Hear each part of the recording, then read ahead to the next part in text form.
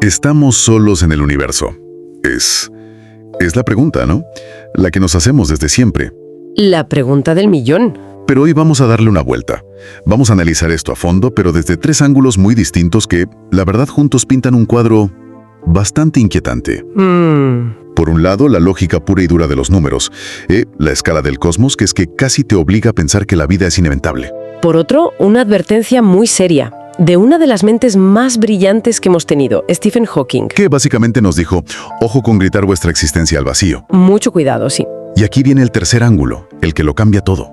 Los testimonios. Y no de cualquiera, ¿eh? No. Hablamos de pilotos de combate de élite, de astronautas que han pisado la luna, altos cargos de inteligencia, gente que afirma que el contacto no es una pregunta para el futuro, Sino un secreto del presente. Exacto.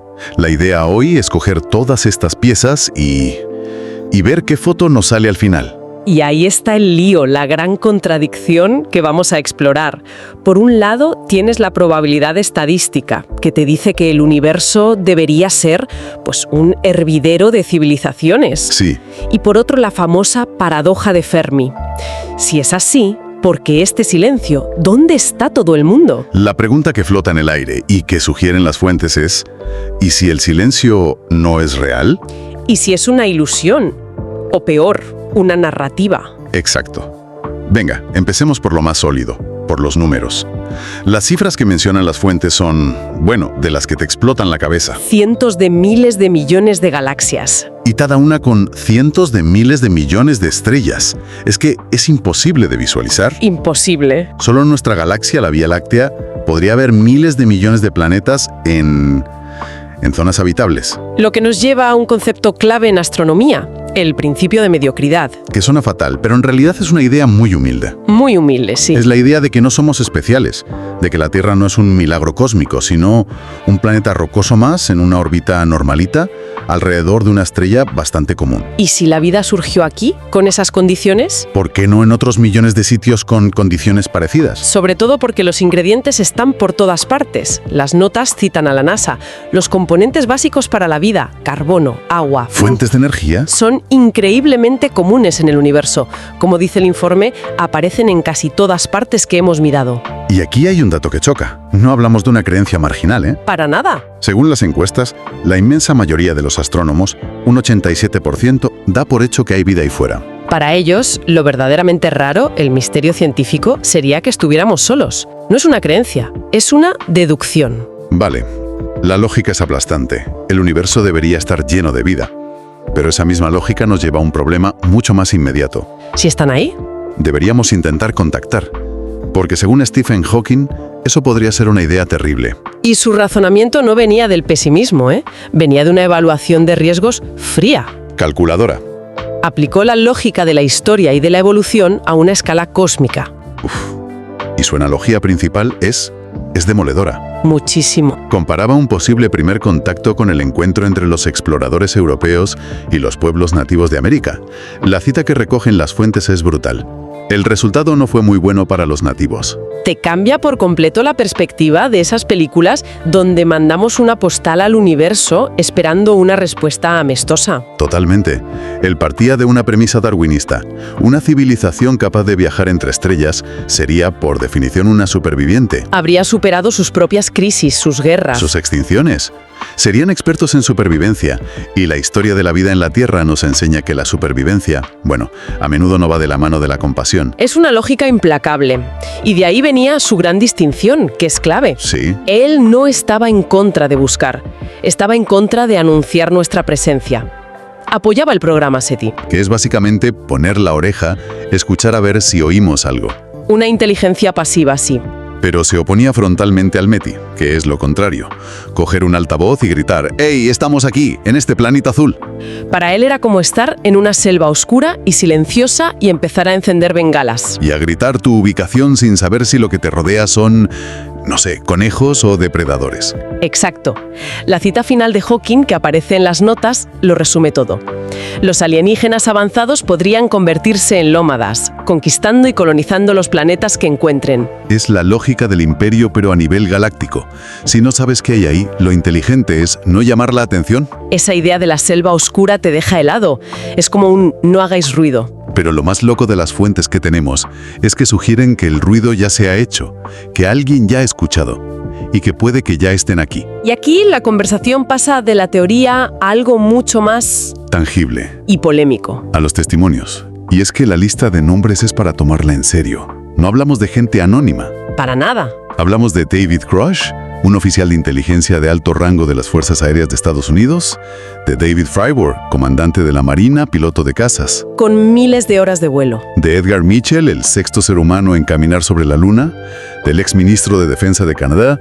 Vamos, que no son perfiles de gente que se inventa historias. Son personas entrenadas para observar, analizar y reportar con una precisión milimétrica. En cualquier otro contexto, su testimonio sería... Una prueba de primer orden. Y lo fascinante es que, viniendo de ámbitos y épocas distintas, sus relatos tienen un patrón. Un patrón común, casi como si describieran distintas partes del mismo elefante. Totalmente. Las notas lo resumen en 4 puntos que se repiten una y otra vez. 1. Han visto o tienen pruebas de tecnología que está a años luz de la nuestra. Literalmente. 2. Esa tecnología no parece ser de origen humano. 3. Hay programas secretos que llevan décadas recuperando estos objetos. Y 4. Todo esto está oculto bajo un secretismo, Brutal. en lo que llaman programas de acceso especial, tan secretos que ni los presidentes sabrían de ellos. Es un relato coherente que emerge de fuentes independientes, y eso, analíticamente, es muy potente. Pongamos ejemplos, porque las afirmaciones son alucinantes. El caso de David Grush es de película. Testificó ante el Congreso de Estados Unidos. Bajo juramento. Y no en una charla de café, bajo juramento. Lo que significa que si miente, comete perjurio y se enfrenta a la cárcel. Exacto. Y bajo juramento afirmó que existe un programa secreto desde hace décadas dedicado a recuperar naves de origen no humano y, atención a la frase, Inteligencias biológicas no humanas. cuerpos. O sea, cuerpos. Decir eso ante el Congreso. Hay que tener pruebas muy sólidas o estar muy loco. Y luego está el caso que quizá es la joya de la corona por la cantidad de pruebas, el incidente Tic-Tac del comandante David Fravor. Es que este caso es increíble. Fravor y otros 3 pilotos de élite se encuentran con un objeto blanco, ovalado, sin alas, sin motores, Sin estela de calor. y que se movía de forma errática sobre el agua. Cuando Fravor se acerca, el objeto reacciona, asciende, se pone frente a su caza, juega con él, y luego acelera a una velocidad que él describe como imposible. Desaparece en menos de un segundo. Y hay que pararse en eso. No hablamos de ir muy rápido. No. Los datos del radar que se hicieron públicos mostraron aceleraciones y giros en ángulo recto que desafían la física que conocemos. Cualquier piloto ahí dentro habría quedado reducido a pulpa. Y lo más importante, no es un relato aislado. Está confirmado oficialmente por el Pentágono. Los vídeos son públicos. El propio Fravor lo dijo en el Congreso, con una tranquilidad pasmosa. Creo que no era de este mundo. Si a esto le sumas a alguien como Edgar Mitchell, un astronauta del Apolo 14, una leyenda, afirmando que él sabía por sus contactos que llevamos décadas siendo visitados. Y que incluso habrían intervenido para prevenir una guerra nuclear. El peso acumulado de estos testimonios es enorme. La pregunta entonces es, ¿cómo encaja esto con la advertencia de Hawking? Parece una contradicción. Él nos dice que no llamemos, y estos tipos nos dicen que ya han llamado a la puerta. Lo contradice. De hecho, lo refuerza de una forma muy inquietante. Ah, ¿sí? La advertencia de Hawking se basaba en la dinámica de poder entre una civilización superior y una inferior. Si lo que dicen estos testigos es cierto y una inteligencia superior ya está aquí, operando en secreto, ¿quién crees que tiene el control de la situación? Ellos, claro. Exacto. Su presencia oculta, su observación sigilosa, su interacción selectiva con una élite militar. Todo eso encaja perfectamente con el modelo de Hawking. No somos nosotros los que gestionamos el contacto. Son ellos. Somos la tribu aislada en la selva y ellos son los antropólogos con drones y cámaras ocultas. La iniciativa no es nuestra. Vale, visto así tiene sentido. Aceptemos por un momento que es cierto, que están aquí. Eso nos lleva a la pregunta del millón. ¿Por qué el secreto? ¿Por qué ocultar el mayor descubrimiento de la historia? Las fuentes proponen varias hipótesis. Y son fascinantes porque, en el fondo, nos dicen más sobre nosotros y nuestros miedos que sobre ellos. La primera es la que llaman la hipótesis del zoológico o de la indiferencia. Es la más fría, la que más te baja los humos. Nos observan como nosotros a las hormigas. Eso es. ¿Somos un experimento, una reserva biológica o simplemente una especie primitiva que no merece la pena contactar? No intervienen para no contaminar el hábitat. Es una idea que nos quita del centro del universo, ¿eh? Podríamos ser para ellos lo que una colonia de pingüinos es para nosotros. Interesantes de ver, pero no te sientas a negociar un tratado con ellos. Luego está la segunda, que para mí es la más cínica y quizá la más realista, la hipótesis del secreto humano. La idea de que a lo mejor ellos no se ocultan tanto. Somos nosotros, nuestros gobiernos, los que lo ocultamos. Y el motivo que se cita es de una honestidad brutal. Ningún gobierno quiere admitir que no sabe que vuela por su espacio aéreo y que no puede hacer nada para detenerlo. Sería admitir una impotencia total. Es una hipótesis muy poderosa porque no requiere especular sobre psicología extraterrestre. Se basa en impulsos muy humanos, el miedo a perder el control, el pánico social. El colapso de religiones, de economías. Y por supuesto el factor militar. La nación que consiga entender esa tecnología tendrá una ventaja absoluta. El secreto es poder. Es la explicación más terrenal de todas. Luego las fuentes se meten en un terreno más de ciencia ficción. La hipótesis extradimensional. Esto ya es volar la cabeza.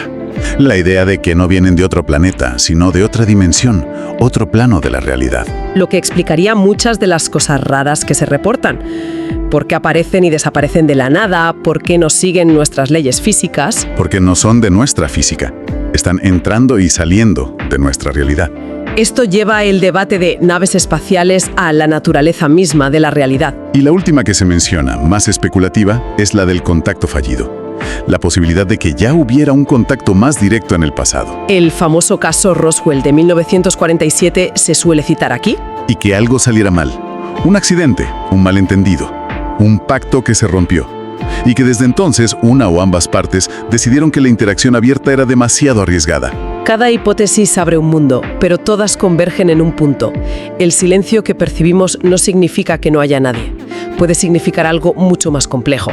A ver, si juntamos todo esto, ¿qué nos queda? Por un lado, la certeza casi matemática de que no podemos estar solos. Por otro, la advertencia superlógica de que anunciar nuestra presencia es una apuesta muy peligrosa. Y para rematar, una avalancha de testimonios creíbles que dicen que la apuesta ya no importa, porque el juego ya ha empezado, sin nosotros. Y así volvemos a la paradoja de Fermi. ¿Dónde está todo el mundo? La respuesta que sugieren estas fuentes es la más inquietante de todas. Están aquí, observando y operando con sus propias reglas. La pregunta entonces ya no es dónde están, sino ¿por qué el silencio? O más concretamente, ¿por qué guardamos nosotros el secreto? Exacto. Y eso nos lleva a la conclusión final que se extrae del análisis, la que une todas las piezas. La idea de que no estamos solos y quizá nunca lo hemos estado. Y que no está en nuestra mano decidir cuándo o cómo será un contacto abierto. La iniciativa no es nuestra. Si ellos permanecen en la sombra, es por una decisión suya. Quizá no nos consideran una amenaza, o no nos ven preparados, o, y esta es la idea más pragmática, sus objetivos aquí simplemente no requieren una presentación formal a los 8.000 millones de habitantes. Quizá les basta contratar con una pequeña élite. Y eso nos deja con la frase final que recoge una de las fuentes, que es la síntesis perfecta de la advertencia de Hawking a la luz de todo esto. Cuando la especie más débil empieza a hacer ruido en la selva, la especie más fuerte siempre escucha primero. Y esto plantea una reflexión final. Si aceptamos como hipótesis de trabajo que el contacto ya se ha producido, pero solo a los niveles más altos y secretos del poder, la pregunta es profunda? ¿Qué significa para la humanidad que nuestro primer encuentro con una inteligencia no humana no sea un momento de asombro compartido por todos, sino un secreto guardado por una élite? ¿Qué tipo de relación se funda en ese primer momento? ¿Una de colaboración o una de control? Y la pregunta definitiva, en ese escenario, ¿quién controla realmente a quién?